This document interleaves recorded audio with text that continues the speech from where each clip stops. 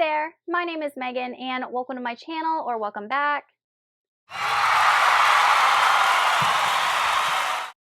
Today I'm going to be doing the winter themed book tag. Yes, I know it's not quite wintertime yet, but 'tis the season and I'm just excited to have some cooler weather. So this is a fairly short tag. There's only 7 prompts and I'm going to be giving multiple answers for these prompts. I will definitely link the book blog where I found this tag down in the description box below if you guys are interested in checking it out. Prompt number 1 is falling snow. The colors of winter are muted, so find some books that have wintry colors like whites, blues, and grays. Obviously, I'm going to go with Shift by Hugh Howey, book 2 in the Silo series, because I mean that just looks like falling snow to me. I thought it was the perfect example. Next is Even the Darkest Stars. This is a YA duology, and I don't know, this cover just reminds me of winter. I think it's the blues. It just looks like it's an ice landscape or an icy landscape, and it's barren, like mountains down below. I don't know. It just gives me wintry themes. And then we have Crush the King by Jennifer Eastep. Same thing. I really like the grayish blue color. It just gives me feelings of ice and ice caps. I don't know why. So I thought it would be a good wintry type cover. Prompt number 2 is Crackling Fire. What is a book that you can curl up next to a warm fire with? And I'm going to go with Spinning Silver by Naomi Novik. This is definitely a perfect book to read during the winter season.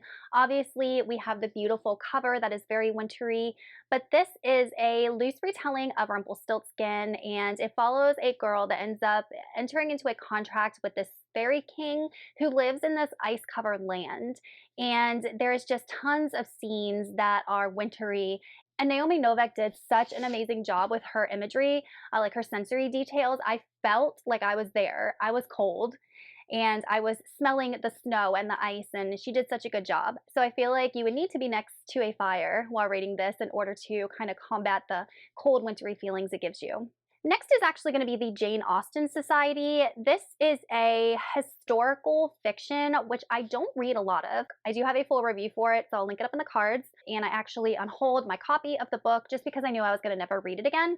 But the reason that I'm including it in this prompt is that it is such a charming book. It really is. It's heartwarming. So it's following all of these people that, for whatever reason, love Jane Austen. And these are people, it's during World War II, if I remember correctly, that are going through different walks of life, and just the themes of Jane Austen and their experience with her work kind of draws them all together for a common goal. And it was really cute, and it was really wholesome and really heartwarming, and I think it would be a really good book to read during the wintertime. Prompt 3 is Ice Storm. What is a book that takes the characters through a brutal season or brutal time? And I feel like every single book I read has conflicts like that, so this was really hard for me to choose.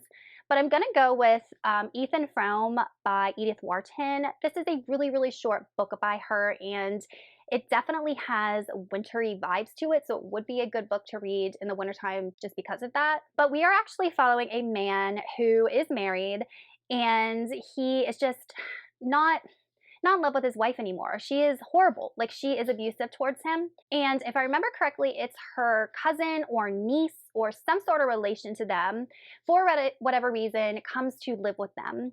And Ethan ends up falling in love with the niece, and she reciprocates, and they plan to run away together, and then something horrible happens. And, you know, Edith Wharton wrote books in the early 1900s, and a lot of the things that she wrote about were very scandalous and very taboo. And while I can't say I necessarily agree with everything that she wrote about, I feel like she represented things that people went through that weren't really talked about back then. And this book is heartbreaking. It's a bit dark and it's a bit sad, but there is a bittersweetness to it. And the characters definitely go through a lot of hardship. And then I have to choose the classic The Outsiders by S.C. Hinton. We are following Ponyboy Curtis, and this entire book is a coming-of-age story for him, and he experiences so much as a 14-year-old. You know, to begin with, his parents died in a car crash. He's being raised in poverty by his older brother and his other older brother who dropped out of high school. He's surrounded by violence and gangs, and that's what he knows, and society looks down on him because of what part of the city he grew up in, even though he is very intelligent and wants to do the best he can for himself and his family. And in this book, Ponyboy loses a lot of people that he loves, and he learns to deal with grief, and he learns to deal with hardship. And this book just pulls at your heartstrings in more than one way, several times throughout the story, and definitely fits this prompt. Prompt 4 is Winter Wishes. What is a character that's living a life you wish you could lead? I'm gonna have to go with the first book in the Tawny Man trilogy by Robin Hobb, which is Fool's Errand. And no, I do not want to live Fitz's life at all. Like, oh my gosh, no. However, at the beginning of this book, Fitz is living in this cabin in the woods. He's just living a simple life. He's just living. No one's bothering him. He is just allowed to exist and enjoy nature and not have all the worries and cares that were thrust upon him when he was at court. And it just seems so lovely and peaceful and relaxing to me. And I just love that beginning of the book where we're just experiencing his day-to-day life of living simple. Prompt 5 is what book do you think will be the next big thing? And I actually have two sci-fi books that are both projected to be made into movies.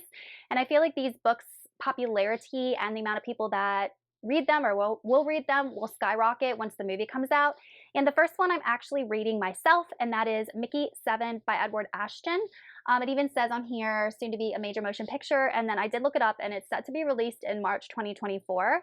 But with the way that movie release dates have been going on the last couple years, who knows if that'll be accurate. But I'm on I'm not very far in, page 18. And in this book, we are following Mickey 7, and he is an expendable. And these are people who are sent to do really dangerous missions.